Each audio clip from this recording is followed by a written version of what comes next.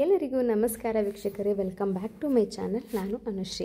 ನಾನು ಇವತ್ತಿನ ದಿನ ಮಸಾಲೆ ದೋಸೆನ ಯಾವ ರೀತಿ ಮಾಡೋದಂತ ತೋರಿಸ್ಕೊಡಕತ್ತೀನಿ. ಯಾರೆಲ್ಲ ನಮ್ಮ ಚಾನಲ್ನ ನೀವು ಸಬ್ಸ್ಕ್ರೈಬ್ ಮಾಡ್ಕೊಂಡಿಲ್ಲ ನೋಡಿರಿ, ಪ್ಲೀಸ್ ದಯವಿಟ್ಟು ಸಬ್ಸ್ಕ್ರೈಬ್ ಮಾಡ್ಕೊಡ್ರಿ. ಹಂಗೆ ಬೆಲ್ ಬಟನ್ ಮೇಲೆ ಕ್ಲಿಕ್ ಮಾಡಿ ಒಂದು ಲೈಕ್ ಮಾಡಿರಿ. ಬನ್ನಿರಿ ಇವತ್ತಿನ ನೋಡಿ ನಾವು ಸ್ಟಾರ್ಟ್ ಮಾಡೋಣ ಅಂತ.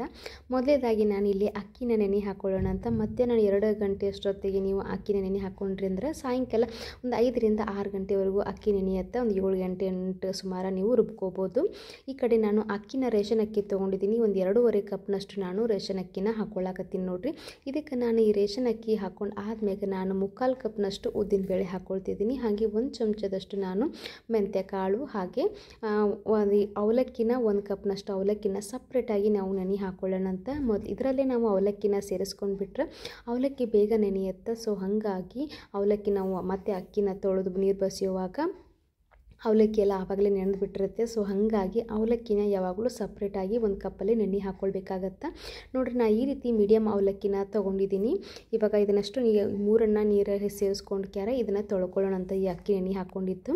ಒಂದು ಕ್ಲೀನಾಗಿ ಒಂದು 2 ರಿಂದ 3 ಬಾರಿ ವಾಶ್ ಮಾಡಿಕೊಂಡು ನೀವು ತೊಳೆದಿಟ್ಕೋರಿ. ಅಕ್ಕಿ ಪೂರ್ತಿ ಬೆಳ್ಳಗೆ ಬರಬೇಕು ನೋಡಿರಿ, ಅಲ್ಲಿವರೆಗೂ ನೀವು ತೊಳೆದಿಟ್ಕೋರಿ. ಹಾಗೆ ಈ ಕಡೆ ಅವಲಕ್ಕಿಗೂ ಕೂಡ ಸ್ವಲ್ಪ ನೀರು ಹಾಕ್ಕೊಂಡು ಅವಲಕ್ಕಿನ ತೊಳೆದ್ಬಿಟ್ಟು, ಹಾಗೆ ಸೊ ಅವಲಕ್ಕಿ ಅಂದರೆ ಸ್ವಲ್ಪ ತೊಳೆದ್ಬಿಟ್ಟು ನೀರು ಬಸಿದು ಹಾಗೆ ಒಂದು ಸ್ವಲ್ಪ ನೀರು ಹಾಕಿ ಇಟ್ಕೊಂಡ್ಬಿಡೋಣ ಅಂತ.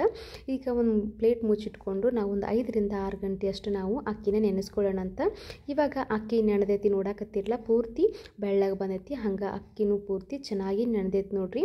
ನೀವು 5 ರಿಂದ 6 ಗಂಟೆಯಷ್ಟು ಅಕ್ಕಿ ನೆನೆಸಿದ್ರಂತಂದ್ರೆ ತುಂಬ ಚೆನ್ನಾಗಿ ಬರುತ್ತೆ.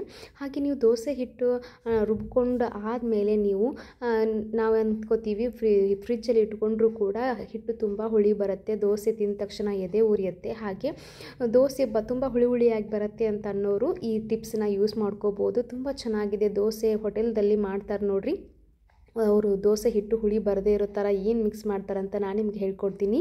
ಇವಾಗ ಈ ಹಿಟ್ಟನ್ನು ನಾವು ಜಾರಿಗೆ ಹಾಕ್ಕೊಂಡ್ಬಿಟ್ಟು ಅಕ್ಕಿನ ಜಾರಿಗೆ ಹಾಕ್ಕೊಂಡ್ಬಿಟ್ಟು ಈ ರೀತಿ ನೈಸಾಗಿ ನಾನು ರುಬ್ಬಿ ಇಟ್ಕೊಳ್ಳಾಕತ್ತೀನಿ. ಒಂದು ಡಬರಿಗೆ ತಕ್ಕೊಂಡ್ಬಿಟ್ಟು ನಾವು ನೈಟ್ ಪೂರ್ತಿ ಹಿಟ್ಟನ್ನು ನೆನೆಯಾಕ ಬಿಡೋಣ ಅಂತ. ನೈಟ್ ಏನು ಸೇರಿಸೋಂಗಿಲ್ಲರಿ, ಬೆಳಗಿನ ಜಾವ ನೀವೇನು ಮಾಡ್ಕೋತಿರ್ತೀವಿ ನೋಡು ಅದಕ್ಕಿಂತ ಮುಂಚೆ ಒಂದು ಅರ್ಧ ಗಂಟೆ ಮುಂಚೆ ನೀವು ಇದಕ್ಕೆ ಏನು ಸೇರಿಸ್ಕೊಳ್ಬೇಕಂತ ನಾನು ನಿಮ್ಗೆ ತೋರಿಸ್ಕೊಡ್ತೀನಂತ. ಇವಾಗ ಪೂರ್ತಿ ಹಿಟ್ಟೆಲ್ಲನೂ ರುಬ್ಬಿ ಇಟ್ಕೊಂಡಿದ್ದೀನಿ ನೋಡಿರಿ. ಇದಕ್ಕೊಂದು ಪ್ಲೇಟ್ ಮುಚ್ಚಿ ನಾವು ನೈಟೇ ಬಿಟ್ಬಿಡೋಣ ಅಂತ.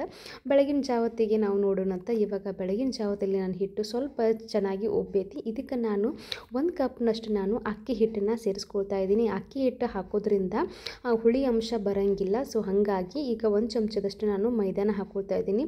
ತುಂಬ ಕ್ರಿಸ್ಪಿಯಾಗಿ ತುಂಬ ಚೆನ್ನಾಗಿ ಬರುತ್ತೆ. ರುಚಿಗೆ ತಕ್ಕಷ್ಟು ಉಪ್ಪು ಹಾಕ್ಕೊಳ್ತಿದ್ದೀನಿ.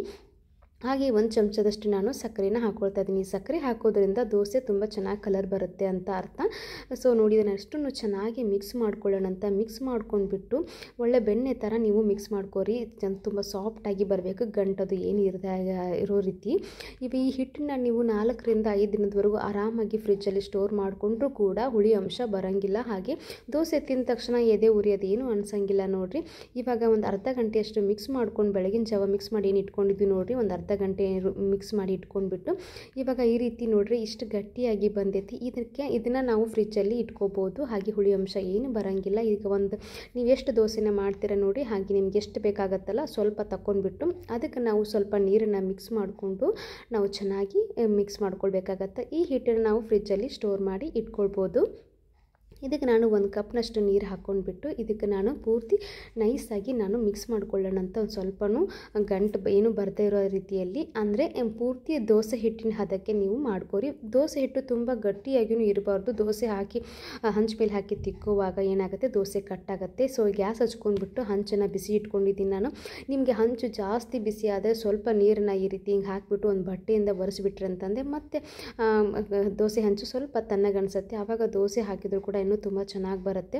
ಇವಾಗ ದೋಸೆ ಹಿಟ್ಟನ್ನು ಹಾಕಿಬಿಟ್ಟು ದೋಸೆನ ಹರಡೋಣ ಅಂತ. ನೀಟಾಗಿ ನಿಧಾನಕ್ಕೆ ದೋಸೆನ ಹಾಕ್ಕೊಡ್ರಿ, ಜಾಸ್ತಿ ಪ್ರೆಷರ್ ಹಾಕಿ ಹಾಕೊಳ್ಳೋಕೆ ಹೋಗ್ಬೇಡ್ರಿ, ಯಾಕೆ ದೋಸೆ ಕಟ್ಟಾಗತ್ತೆ. ಸೊ ಹಾಗಾಗಿ ಇದಕ್ಕೆ ಮೇಲ್ಗಡೆ ತುಪ್ಪನೋ ಅಥವಾ ಬೆಣ್ಣೆನೋ ಹಾಕೋರಿ, ಇಲ್ಲಾಂದರೆ ಎಣ್ಣೆ ಇಷ್ಟಾದರೆ ಎಣ್ಣೆನೇ ಹಾಕೋಬೋದು.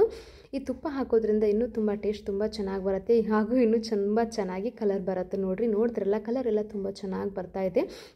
ಇದ್ರ ಮೇಲ್ಗಡೆ ನೀವು ಚಟ್ನಿ ಪುಡಿ ಅಥವಾ ಕೆಂಪು ಖಾರನೂ ಹಾಕ್ಕೋಬೋದು. ಹಾಗೆ ನಾನಿಲ್ಲಿ ಸ್ವಲ್ಪ ಆಲೂಗಡ್ಡೆ ಪಲ್ಯನ ಹಾಕಿಬಿಟ್ಟು ತೋರಿಸ್ತಾ ಇದ್ದೀನಿ ಮಸಾಲೆ ದೋಸೆಗೆ. ಈ ರೀತಿ ಪಲ್ಯನ ಹಾಕಿದಾದ್ಮೇಲೆ ಸ್ವಲ್ಪ ಈ ರೀತಿ ಹಿಂಗೆ ಪ್ರೆಶ್ ಮಾಡಿ ಹಿಂಗೆ ಹರಡಿ ಈ ದೋಸೆನ ಒಂದು ರೌಂಡ್ ಹಿಂಗೆ ಸುತ್ತಬಿಟ್ರೆ ಈ ದೋಸೆ ರೆಡಿ ಆಯ್ತು ನೋಡಿರಿ. ಮಸಾಲೆ ದೋಸೆ ತುಂಬ ಅಂದರೆ ತುಂಬ ಚೆನ್ನಾಗಿ ಕಲರ್ ಬಂದಿದೆ, ಹಾಗೆ ಟೇಸ್ಟ್ ಮಾತ್ರ ತುಂಬ ಚೆನ್ನಾಗಿದೆ. ನೋಡಿದ್ರಲ್ಲ, ಈ ರೀತಿ ನಾನು ದೋಸೆನ ಹೆಂಗೆ ಮಾಡ್ದಂತ ನಿಮಗೆ ತೋರಿಸ್ಕೊಟ್ಟಿನಿ. ಈ ಹುಳಿ ಅಂಶ ಏನು ಬರದಿರೋ ರೀತಿಯಲ್ಲಿ ನಾನು ನಿಮ್ಗೆ ಹೇಳ್ಕೊಟ್ಟಿನಿ.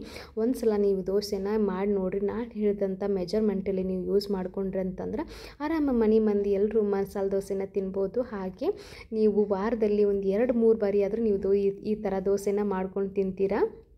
ಹಾಗೆ ಇನ್ನೊಂದು ಸರಿ ದೋಸೆ ಹಾಕಿಬಿಟ್ಟು ಅದಕ್ಕೆ ಮೇಲ್ಗಡೆ ತುಪ್ಪ ಹಾಕ್ಕೊಂಡು ನಾನು ಹಾಗೆ ಪಲ್ಯ ಅದು ಹಾಕ್ಕೊಂಡ್ಬಿಟ್ಟು ಈ ರೀತಿ ದೋಸೆನ ರೋಲ್ ಮಾಡ್ತಾ ಇದ್ದೀನಿ. ನಿಮಗೆ ಬೇಕಾಗಿರೋ ಶೇಪಲ್ಲಿ ನೀವು ದೋಸೆನ ರೋಲ್ ಮಾಡ್ಕೋಬೋದು ಅಥವಾ ಟ್ರಯಾಂಗಲ್ ಶೇಪ್ನಲ್ಲಿ ಕಟ್ ಮಾಡಿ ಕೂಡ ಹಾಕೋಬೋದು.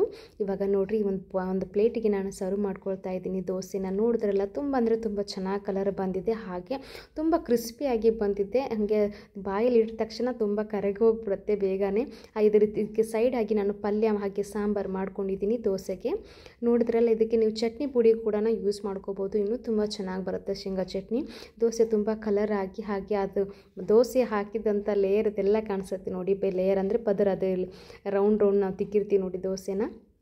ತುಂಬ ಚೆನ್ನಾಗಿ ಬಂದಿದೆ, ಹಾಗೆ ದೋಸೆ ತುಂಬ ಕ್ರಿಸ್ಪಿಯಾಗಿ ಕಲರ್ಫುಲ್ಲಾಗಿ ಬಂದಿದೆ. ನೀವು ಈ ರೀತಿ ದೋಸೆನ ಮನ್ಯಾಗ ಮಾಡಿರಿ. ನಾನು ಮತ್ತೆ ಸಿಗ್ತೀನಂತ. ಅಲ್ಲಿವರೆಗೂ ನಮಸ್ಕಾರ. ನೀವು ನಮ್ಮ ಚಾನೆಲ್ನ ಸಬ್ಸ್ಕ್ರೈಬ್ ಮಾಡ್ಕೊಡ್ರಿ.